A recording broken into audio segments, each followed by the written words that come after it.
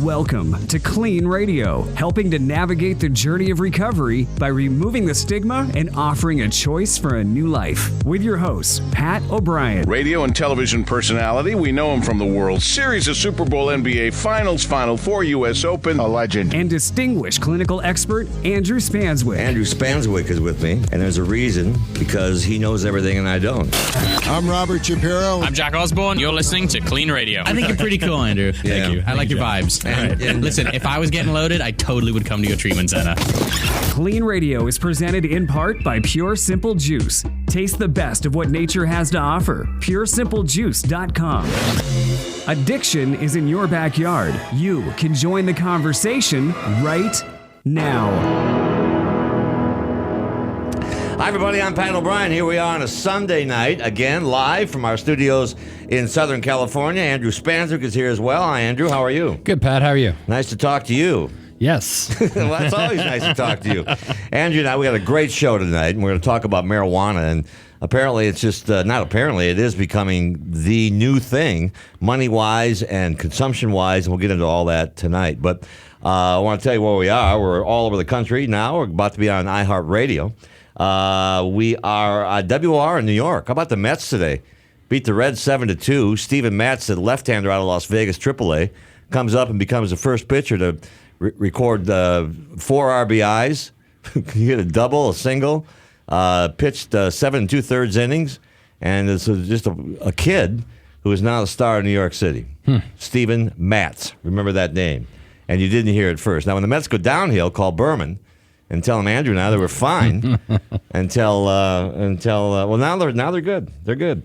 Seattle, Portland, Astoria, Eugene, Los Angeles, of course, home of the Dodgers and the Angels, and KLEANradio.com. That's pretty much where you can get everything all the time. Facebook.com/KLEAN Radio is our Facebook page, and then we also have KLEAN Weekly, rather, and that's on every week. And then at KLEAN Radio, and Andrew is at KLEAN CEO. That's right. And Pat, you are at KLEAN POB. Yeah, that's my new Twitter address, which I'll just be honest with you. I try to do everything Andrew does, and I copied his thing. I don't think he's happy about it. No, I'm very pleased. Oh, you are? Yeah. Okay. So that's it. The call-in number is like calling us. It's got a lot of twos in it. 800-222-5222, 1-800-222-5222. But the most important number is our treatment center number, 888-601-6040, 888-601-6040. And they're there 24 hours a day. And in this day and age, Andrew, you almost need a 24-hour-a-day hotline with everything that's going down around the world and around the addiction community. Yeah, absolutely. And, when people decide to get help, it's always in strange hours generally. We get a lot of people calling in crisis in the middle of the night, and they need someone to talk to, and they need a way to get care. And our counselors are trained, they're good, they're congenial, and there's no bad question. I mean, you can just go on there and ask them whatever you want, and they'll have an answer. And if we can't help them directly, we'll find a place that they can get help. Yeah, and that's the key. I mean, we're not against saying we don't know, but there's rarely anything that we actually don't know. Back when, right before World War I, Nicholas II was the Tsar of Russia, and you had this peasant aide, I guess, Rasputin, who got so much power in the court that they tried to kill him. Mm-hmm. And in trying to kill him, they shot him. They gave him enough cyanide, they say, to kill an elephant. And they was at a party. He kept coming back downstairs. They couldn't kill the guy. They finally threw him in ice-cold water wrapped up in something, and he still came back. Basically, that's what Obamacare has become for the Republicans, the Rasputin bill. And try as they may have, they couldn't kill it. And there's still 50 bills to try to kill it. But now it's the law of the land, Obamacare, or as I call it, Supreme Court care now in the historic ruling this week. So it's here to stay. So, Andrew, what does that mean for the recovery community? Probably not that much. I mean, I think for some people it's going to obviously grant them access to insurance. But once again, a lot of people think that Obamacare or the Affordable Care Act was about medical care. It was really about insurance reform and trying to get more people insured. And that's the good news about it, by the way. That is the good news. The bad news is that insurance companies need a lot of reform still. So a lot of the plans that are offered and that people are forced to pick up don't necessarily really cover everything that everybody wants. The more important act that we're concerned about is the Parity Act, which is asking for every group employer over 50 to have an insurance plan that offers mental health care and substance abuse care at the same level as it does regular health care. And that's going to be dramatic. So with parity really kicking in and not being kicked out by the states, along with the Affordable Health Care Act or Obamacare, the two together should actually open up a lot of supply for beds through funding from insurance. So if I'm mentally ill, there's no way to say it, or an addict or something 2 weeks ago, am I better off today? You're probably no different. In terms of getting financed. Yeah, today it's probably not any different, but what we're doing is we're gradually cementing these things to the point where they'll have to start figuring out how to make it work financially. And one of the problems that's always existed, as I've said many a time on this show, the cost of caring for the mentally ill and caring for substance abuse becomes very large as soon as you access a lot of the population being able to get treatment. And one of the things that, and I say we do at the KLEAN Center, is we help you navigate through the insurance, and as brutal as it can be, we make it less brutal, right? Yeah, I mean, we take cash pay clients as well, but also, with insurance, we'll work with your insurance company. And a lot of people, think they don't have benefits, and it just turns out that they don't know how to talk to the insurance companies. There's something called EOBs, which is called Explanation of Benefits, and every insurance policy has a different EOB. And so you sort of have to know about every single one and how to extract the benefits from the plan. It's kind of like my Twitter handle, Clean EOB. Yeah, it's Clean POB. So, yeah, I mean, I think, in 1965 when Medicare came across, everybody was wondering, is it socialized medicine?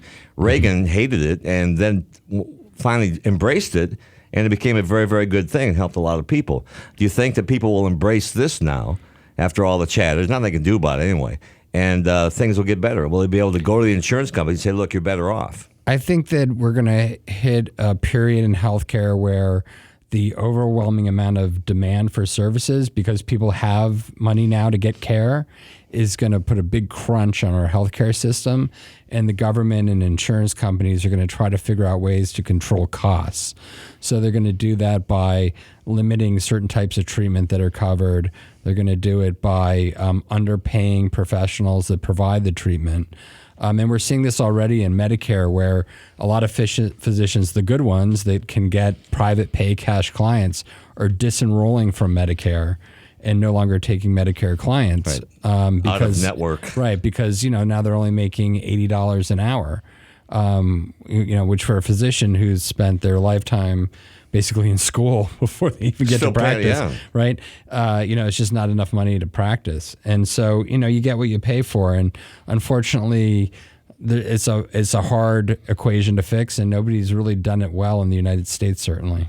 Well, I think it was a surprise to everybody that the Roberts ruled Supreme Court did do this. It was a pretty massive decision on their part, unlike the gay marriage LGBT decision, which was by one vote. But this was pretty good. And it's here to say as we stay, and I think you say thumbs up on this? Okay. Yeah, I mean, this is a step forward, but it's one of many steps that we still need to take. The biggest one is that people have to recognize the responsibility of both the state and federal government to participate in paying for the care of the mentally ill and people with substance abuse problems. We get a lot of mail. We opened up our mailbag today and got Rusty Golden's CD. It's a recovery-themed CD called Sober. And Rusty's dad, I know his dad, known his dad for a long time, old Billy Golden from the Oak Ridge Boys, who, by the way, was one of Brent Musburger's best friends. Really? Figure that out. Oh. But anyway, Rusty's got this CD out, and Andrew and I have one. We thank him for that. Check it out. Everybody must get stoned. And Bob Dylan, Rainy Day Women 12 and 35, declared way, way back, everybody must get stoned. Apparently not everybody can get stoned. I mean, the laws are being relaxed. We're going to get into this later in Oregon. It'll be legal on July 1st, 2 days away. I believe it's July already? Yeah. Coming up on it. And so we'll talk to some people up there in Portland, which we love, by the way. We love Portland and everything involved in that. But first... I wonder how many people are going to not go to work on July 1st in Oregon. Well, when we tell you how much pot you can actually get...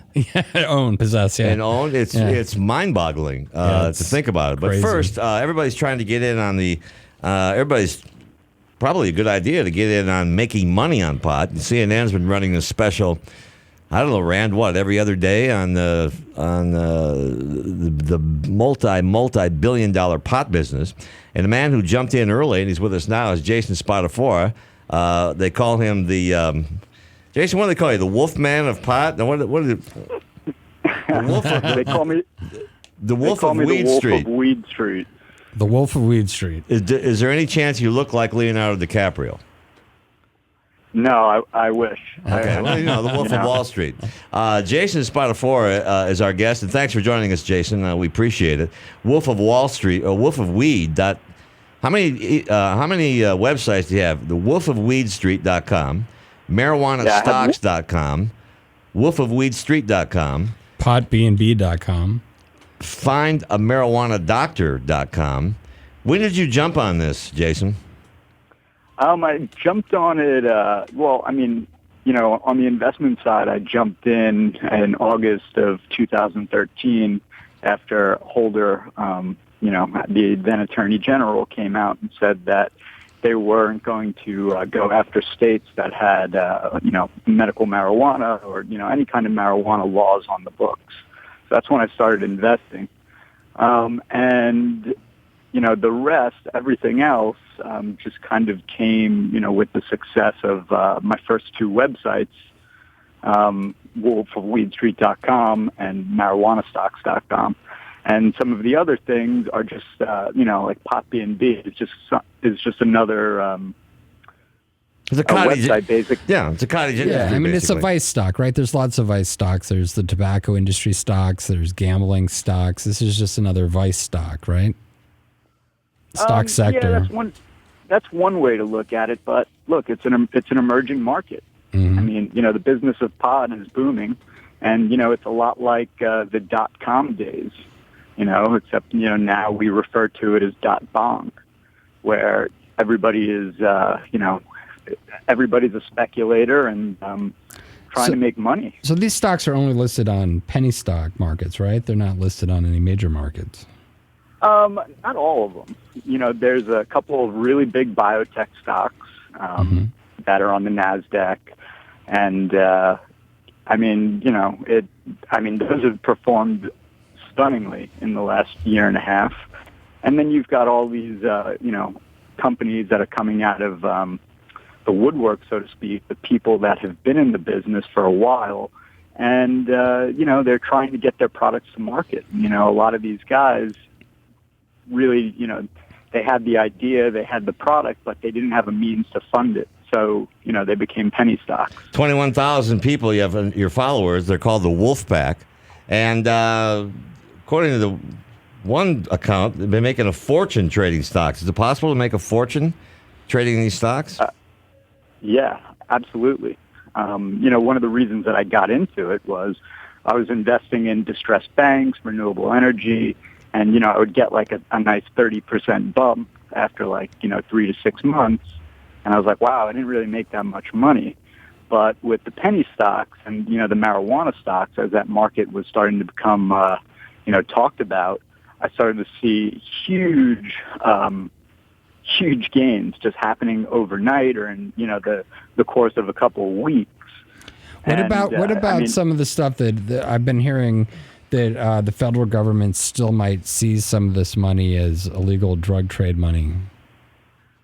Well, from the companies, which would bankrupt them and make the stock worth zero.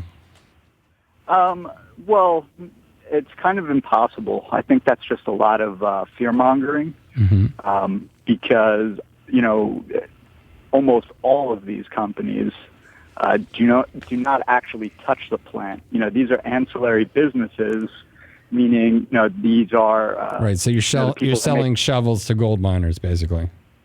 Exactly. Right. It's the picks and shovels that are going to make the most money in this sector. Jason Spatafora is our guest, and he's the Wolf of Weed Street. As a recovery network, it's hard for us to say go out and buy pot stocks. So there's other issues involved here. Any thought that you have given to the fact that to many people, marijuana is a dangerous drug, possibly a gateway drug? Have I given thought to that? Yes. Yeah, of course, but aren't cigarettes? Where do you stop? Well, that's not what I asked. Cigarettes, alcohol. Well, do I think marijuana is a gateway drug? Yes.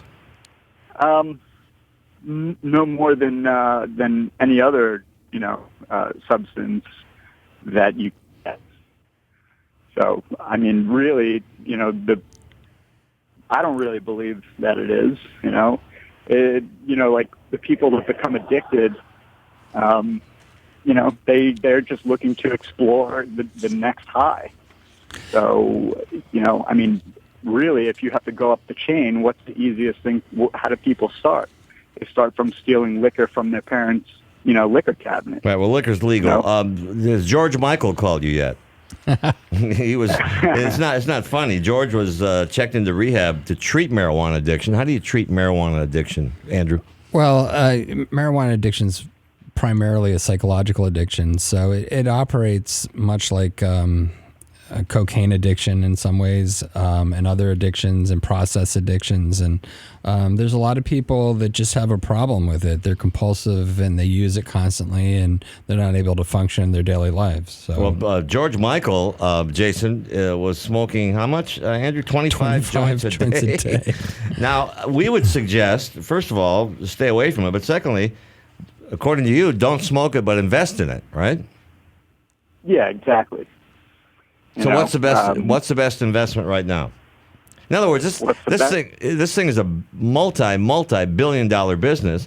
And I don't think anybody saw this coming like this, Andrew. And a lot of these companies, these medicinal outfits, and how many are there in Portland now? There's it's some ridiculous amount, 200 and something. Yeah, like one every other block. Well, they have 300 licenses that are about to be issued or something. There's like 90 dispensaries that are open right now in Portland alone. We can't endorse this, obviously, but we can talk about the phenomenon, and you're right in the middle of it.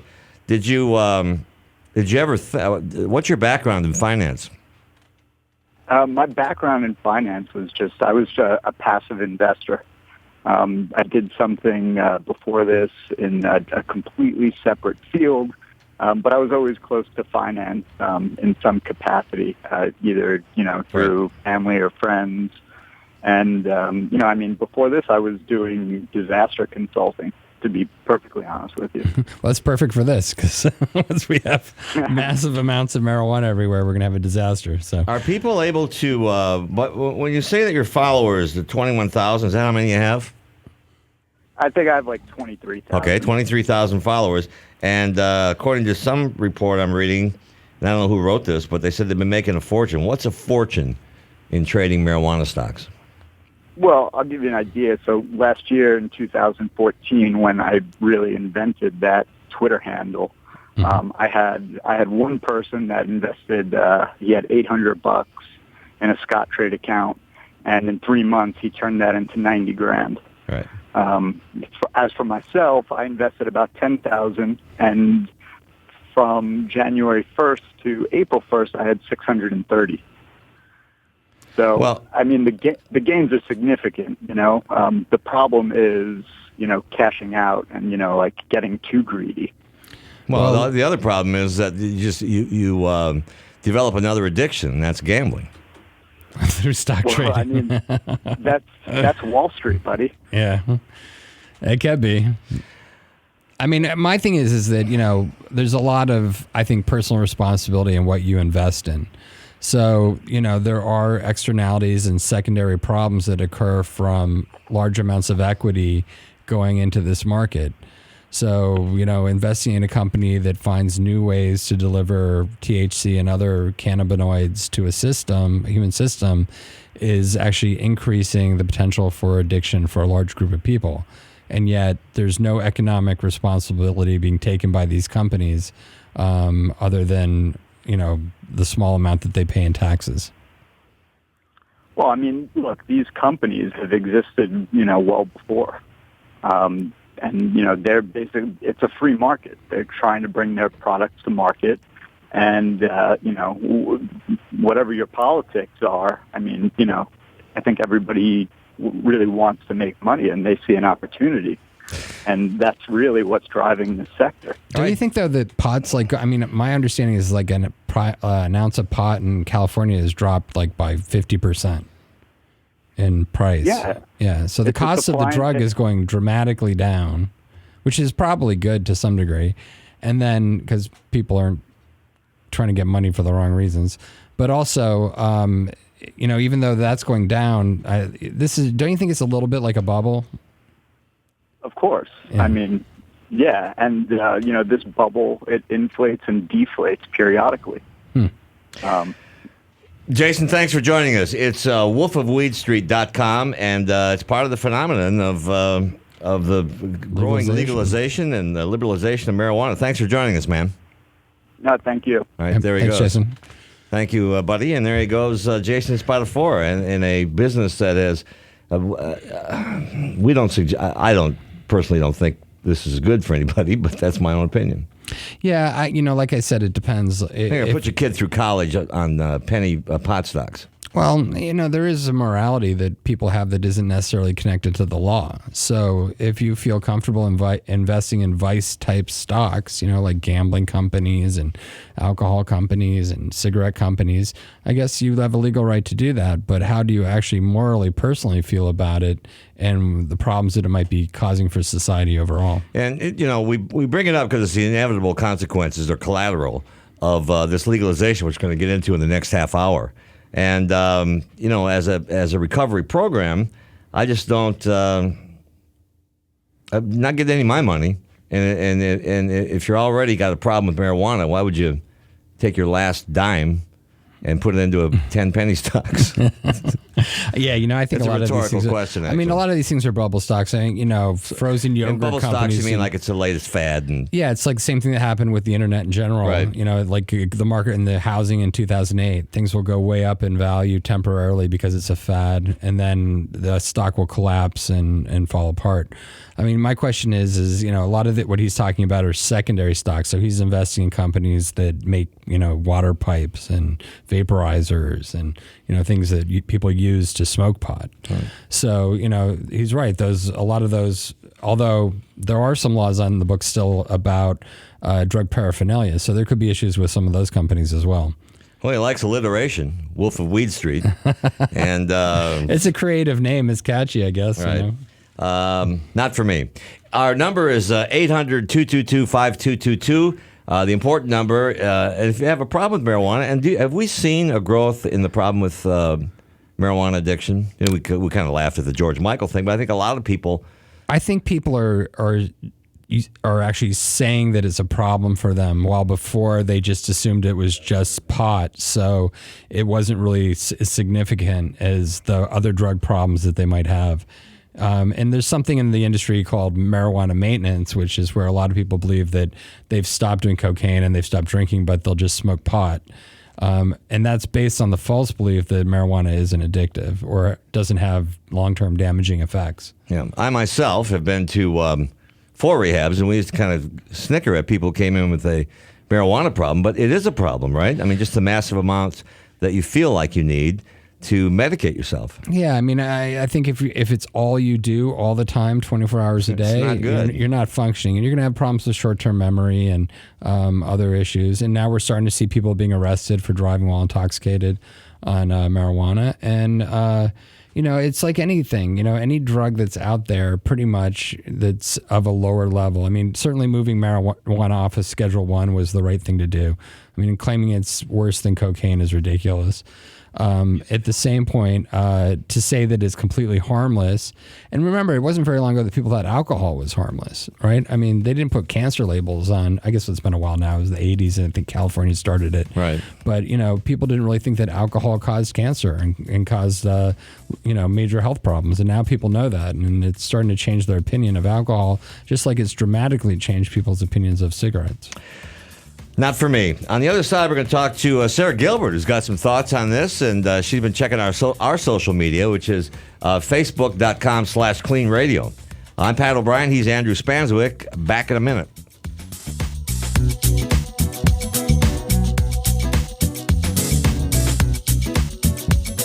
Don't let addiction to drugs or alcohol steal another year of your life. KLEAN Treatment Center provides world-class addiction assistance that also treats the underlying causes and provides vital aftercare so people can get clean and stay clean. Live, kind, professional help is standing by to provide immediate assistance or to simply answer questions and provide guidance. If you or someone you care about is suffering from addiction, take action now. Log on to cleantreatmentcenters.com. That's clean with a K.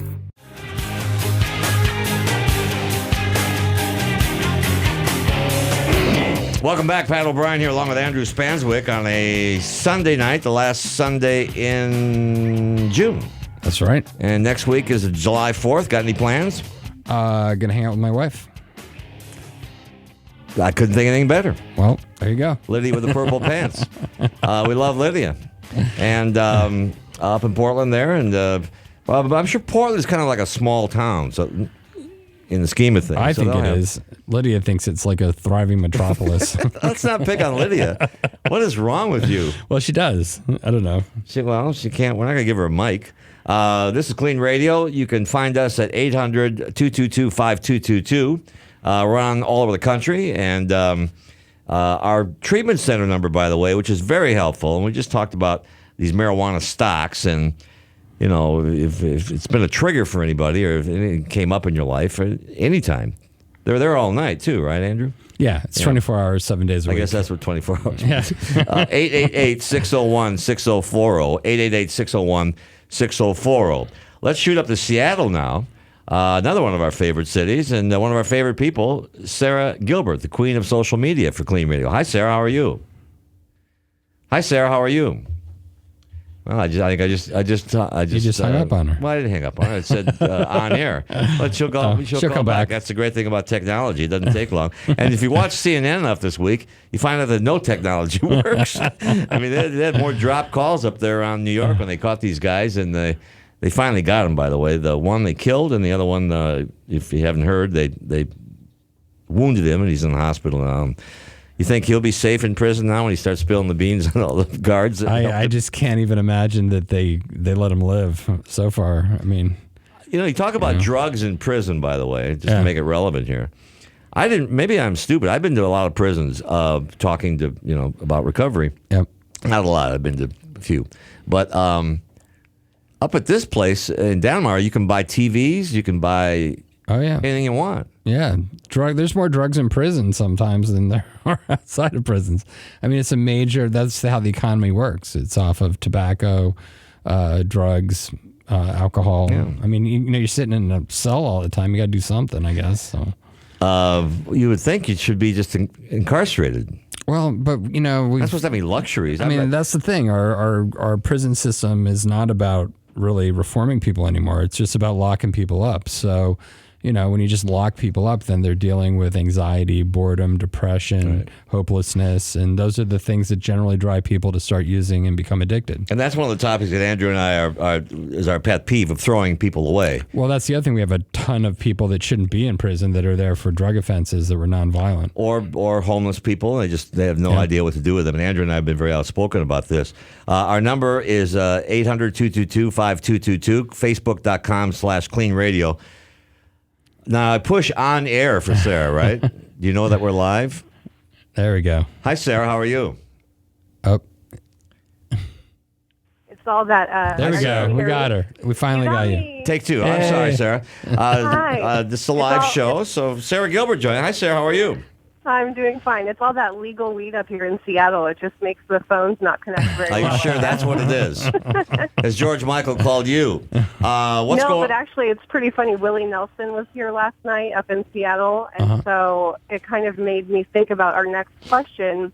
One of our social media questions came in. People were talking about this concert, and, since weed is legal here, it's a real issue. A lot of people who wouldn't have smoked before, but now they do because it's legal, just like alcohol. It's creating a lot of new problems that you wouldn't have thought of, I think. It's been legal for Willie Nelson since day one, right? I mean, since he was born, I think. I rode around his bus one time, and the contact high was I said, I'll never have to buy weed again, Willie. This is a long time ago. So what's going on our social media? What are your questions? That's our question, actually, from Stacy. So she's up here in Washington where we're dealing with this legal weed. So she asks, what are your thoughts on marijuana use in public places? What about also people who do not want to get high and are exposed to smoke anyway? Yeah, I mean, I think this is like cigarettes. I mean, now in most of our area in California where we are, it's actually illegal to smoke outside. Walking down the street in Beverly Hills, you can get a ticket, and over in Burbank, I think it's like almost a $400 fine or something now for. Yeah, well, don't look at me. Look at Rand. I mean, I finally kicked that one. Yeah. Well. I mean, agree. secondhand smoke's going to be a major problem with marijuana. So. Well, I think it's more. And I think you're right. One of the things they've done with cigarette smoke is pretty much you can't smoke anywhere, basically. Is right. And that's why we've seen the move towards vaporizers and to edibles. And I think we're seeing more and more of that with marijuana as well. What else you got, Sarah? Okay, so this one is about medical marijuana. So what do you think of medical marijuana use for issues like neuropathy? Do you think you can still be considered clean if you use the marijuana as prescribed? No, but as prescribed is the key word. Andrew, what do you think? That's a tough one. I mean, I even hate to even answer that one because it's not clear to me that the science from the medical profession is strong enough to suggest that the benefits of marijuana outweigh that of other alternative medicines that we have that are just traditional. And most of the things that marijuana is supposed to help, there's cheap generic drugs that have been around for a long time that are very effective and have been scientifically proven. The one thing that is interesting about legalization is that it's now allowing the federal government to provide grants to study the real effect of marijuana. And we're going to start finding out what are true myths about marijuana and what are true realities of it. I wouldn't be so naive to think that the major pharmaceutical companies haven't fully explored all the cannabinoids in marijuana and will be looking for some way to make this actually like a prescription drug. We already have THC as a prescription drug. You can actually get THC prescribed to you. That's been around for quite a while, but there's so many other cannabinoids within different strains of marijuana now that the combination of effects of them is almost endless. So I think we're going to see a lot of research done on what works, what doesn't work, what's real, and what's myths, and what might actually be really beneficial. Sarah, you going to the Willie Nelson concert?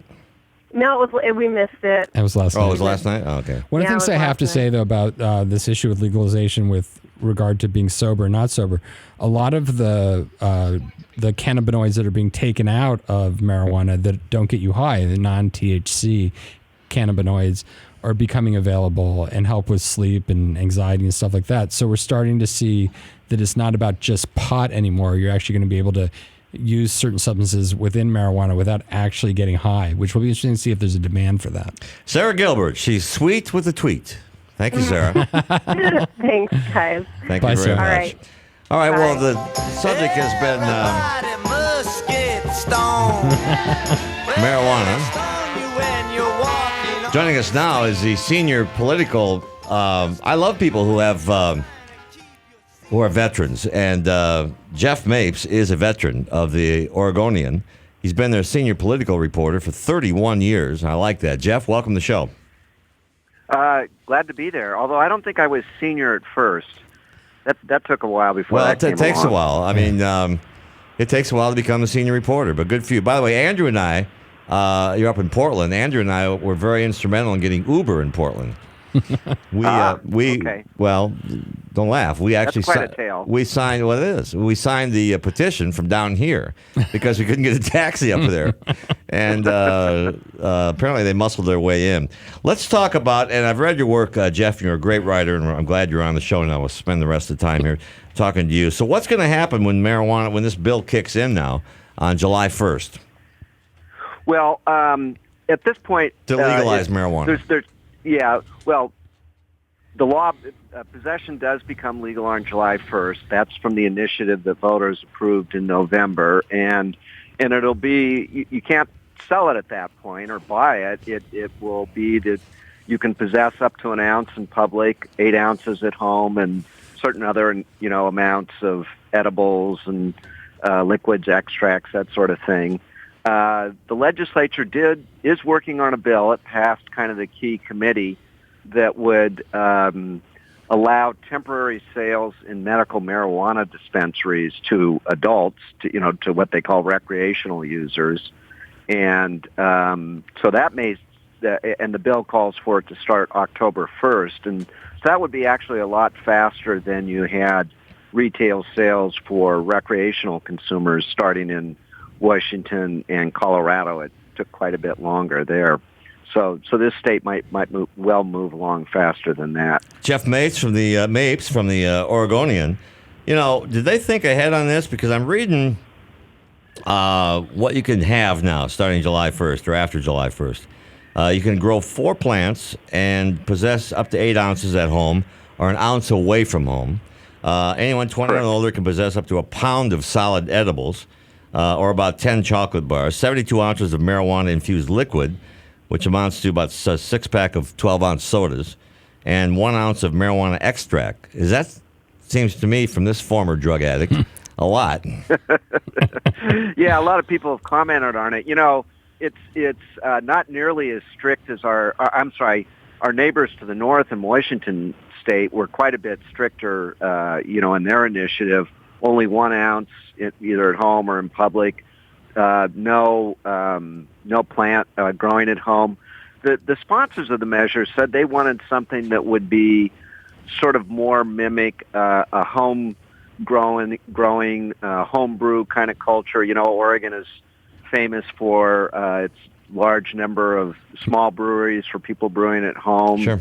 Small winemakers, that kind of thing, and they sort of wanted to mimic that and allow people to to possess a certain amount of products at home. At least that's the logic that they've described on that. Is this one of the deals where starting July 1st, they're going to say to themselves, what do we do here? Because now it brings up all kinds of, driving under the influence of marijuana, and which sounds odd to me, but that and all these other distribution and sales aren't legal, right? And all this collateral damage, can we call it, Jeff? Yeah, but I think you have to remember. I mean, the statute is driving under the influence of intoxicants. It's never just been alcohol. One of the real growing problems of DUIs is prescription drugs. Yes, there are a lot of people out there under a whole stew of those, and so what they've really done increasingly, the police, what I think they call it DREs, drug recognition experts, and everybody's so focused on alcohol and the .08 standard, but increasingly they're training drivers to not to just look at one, or the police not to just look at one standard, but to really examine all the elements that tell them that somebody's driving well intoxicated.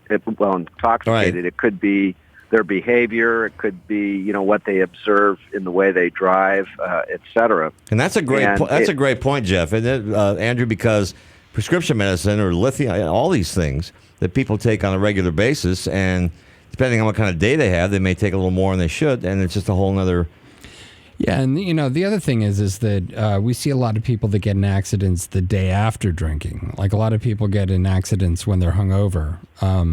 And there's people that are alcoholic that actually need to drink a little bit to be stable enough to drive. So, right, hair of the dog. Yeah. Right, so there's an irony in all of this. The truth of the matter is that really we should have people based, and I think we're just hearing this with Jeff, is that reckless endangerment, reckless driving, the behavior of driving is going to become much more penalized than actually even what's in your system, because for the courts to have to come in and decide whether you're actually intoxicated or not is going to create a unusual barrier and probably create a lot of outs for people who are arrested. But if it's based on actual driving behavior and observed behavior by the police officer, especially with now we're seeing more cameras on police officers and police cars, I think that we're going to see more of those types of arrests. So, Jeff, clear up a thing on this 8-ounce deal. How many times can you have 8 ounces? Because as I recall, and I don't know how I know this, but an ounce is about 28 joints, right? 28 grams. Yeah, or so I hear in terms of that's the typical size. Yeah, of an ounce of marijuana of a will get joint. you 28 joints, basically. But I mean, right? Those are numbers. It's probably about. I would say an ounce is probably about a month's worth for a heavy pot smoker. It's probably about right. Yeah. I joined ROTC to buy pot back in the 60s. It's $50 a month. But so, what do you foresee, Jeff Mapes, as any collateral on this, good or bad? Well, I think there's several sides of it. One thing, maybe this is on my mind because I just finished doing a story on it that was in our paper today and been online for since Saturday morning, I think. And the initiative itself did reduce some of the remaining penalties for marijuana use, and the legislature in sort of a major marijuana implementation bill that's going through the legislature has decreased the sentences for several more crimes. You were talking about that earlier on the show, is essentially treating this as a public health problem rather than as a criminal justice problem so much. And Oregon is really moving much more aggressively in that direction than, say, Washington and Colorado have done. So that's Oregon's always been way ahead on healthcare reform too. So it's going to be interesting to see how they implement different healthcare reform issues around these new drugs that are becoming legal. Yeah, that will be an issue, and I think in Oregon, they've very much tried, in sort of their thinking to say, well, we're going to sort of regulate this like alcohol. In fact, one of the debates in the legislature was whether the penalty for furnishing marijuana to a minor should be the same as furnishing alcohol to a minor. Now, they didn't go quite that far.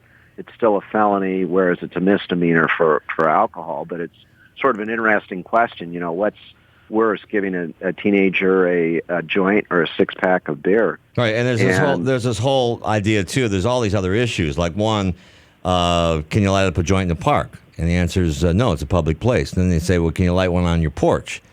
Well, that depends on the definition of your porch. To your neighbors, it's probably a public place, right? Yeah, you're supposed to be out of public view, essentially. I mean, the reality is that, it's increasingly becoming a lower priority for law enforcement. I mean, well, that we like. I commute by bike to work, and I got to tell you, riding through parks and things like that on a nice day, and I get plenty of whiffs of marijuana even before July 1st is rolled around. And you can't smoke on the TriMet. And also, do you think that Jeff? Do you think that the medical marijuana industry will disappear and just be replaced by pure retail locations? That's a very interesting question. Right now we have quite a robust medical marijuana industry, and in fact, a lot of the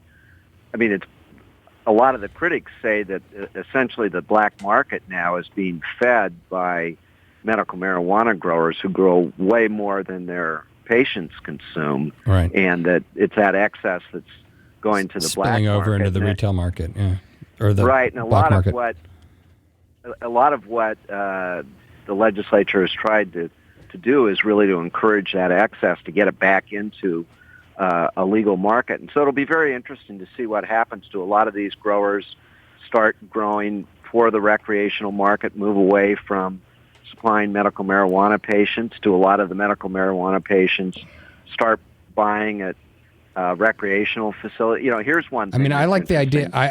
I'm intrigued, not like that. I'm intrigued by the idea that all these proponents of medical marijuana will all of a sudden stop providing medical types of services that they associate with medical marijuana because it just becomes recreational. And then it could be, one thing that's interesting, I talked about this temporary sales program where recreational users, any adult will be able to go in and purchase up to a quarter ounce, I think is the amount they're talking about, at a time, and they'll be taxed whereas medical marijuana consumer or users, patients, will not be. However, once but you have to still have to have a card. Control Commission. Yeah. Yeah, right. Once the Oregon Liquor Control Commission gets their stores up and running, the ones they license, they're going to tax everybody, and there won't be. And so it'll be interesting to see if at that point the medical marijuana card holders decide, you know what, it's easier, more convenient, not that much more to just get what I want at a retail store and not have to pay for a medical marijuana card and, a patient's or a doctor's that sort of thing. Right. So it may wither. I don't know. It'll be interesting to see. Jeff Mapes is our guest. He's the senior political reporter at the Oregonian. This proposition, it's Measure 91 doesn't affect. Measure 91, it doesn't affect the workplace, right? I mean, workers can still mandate drug tests and that sort of thing, right? Yeah, absolutely. And in fact, it was interesting. You were talking about the issue of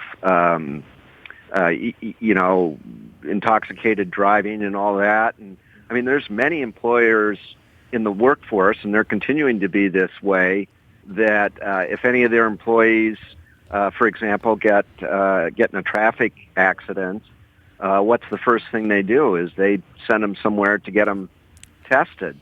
And we now know that those cases are holding up. So employers are still allowed to forbid workers from using a legal drug, which is very interesting. What do we expect on July 1st then, Jeff? Well, that's not going to change, and I think, that it'll be interesting to see if that turns into a political issue, but there are going to be people who will continue to lose their jobs and or not get hired because, many employers require drug tests before you can get hired for a job, and many have, rules against hiring anybody who uses, a federally prohibited drug. And that, I don't know of any that might be an interesting thing to investigate. There may be some. I don't know of any that are specifically saying, well, now that Oregon says marijuana is okay, we'll take that off the list. And no judge is going to listen to, well, it's illegal. I mean, right? Right? I mean, anecdotally, though, when I was living in Louisiana, a person I knew hired and ran all the offshore drilling rigs.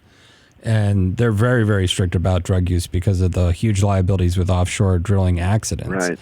And they had terrible trouble trying to find people that didn't test positive for marijuana for the lower level jobs. And and so it became a huge problem. And, we might see more and more of that where, are you going to have to be drug free to work at McDonald's? I think it's an interesting question. Don't you think a lot of this is driven by insurance and liability concerns? Absolutely. I don't know how big those are at McDonald's. The Portland is chock-blocked full of software developers now. These offices where the standard equipment is a ping pong table, and right now it's going to be a vaporizer room. The guys come in and work on their computer. I've got to think those are the kind of employers. If they all of a sudden got a reputation saying you better not ever smoke pot here, they might have a few problems getting the most some of the creative young app guys. Jeff Mapes is our guest. So 1984 when you started. Am I doing my math right there? That's right. Yeah. So did you ever think that this would be part of your beat in the future? Not so much. Of course, in 1984, you were probably buying it, right? I mean. Well, no, I was going to say I grew up in the Bay Area in the late 60s and early 70s. Say no more. So I was exposed to some of this. It's a nice way of putting it. So was I, by the way. 4 rehabs later. What do you expect on July 1st? Now it goes into effect, I guess, on midnight, right?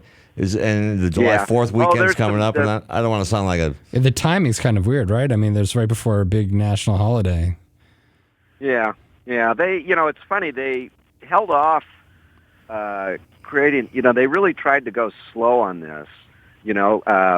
Typically, you would expect an initiative to take effect, a month or 2 months after, like on January 1st or something. But they tried to be sort of as deliberative as possible, give the legislature time to meet and, consider what they might do.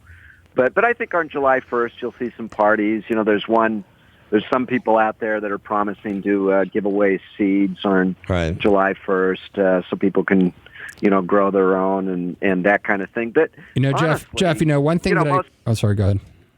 I was just going to say, there's plenty of people out there smoking now, and so it's not like their life is necessarily going to be greatly different. One thing I would love for you to do is send a correspondent over to the emergency room at the hospital and see what's coming through the door on July 4th and whether we see a large increase of marijuana-related admissions.